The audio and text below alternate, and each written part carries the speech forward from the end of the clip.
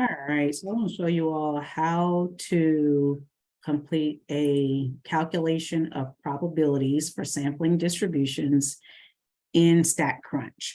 So this is very similar to what you did in chapter 6, except in chapter 7, we had to calculate standard error of that sampling distribution. So this is we're after the point. I'm starting this after you've checked your conditions. Once you've seen that your sampling distribution is normal, you calculated your standard error, then how do you then enter that and find the probability of the sampling distribution? So 78% of all lab mice can make it through a maze. If 600 randomly selected mice attempt the maze, what is the probability that more than 80% of them will make it through the maze? So in this case, 78% is our P, our population proportion, because it's based on, it's the proportion of all of the lab mice. 600 is our sample size.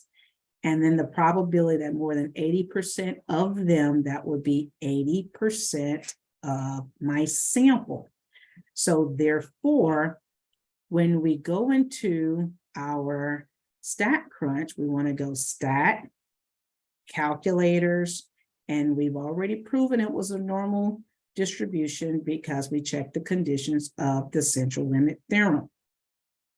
So now we want to enter in our mean, which would be mu of p hat, which is the same as p because those conditions have been met.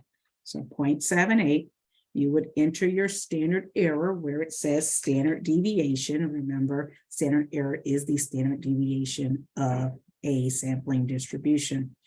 All right, the problem says we're interested in more than 80%, so we need to change this sign to greater than, and then we want to enter more than 80%, so 0.8 as a decimal, and compute.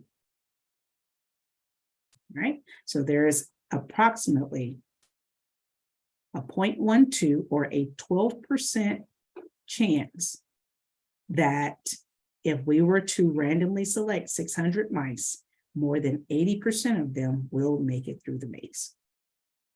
All right, so this is how you calculate probabilities of a sampling distribution.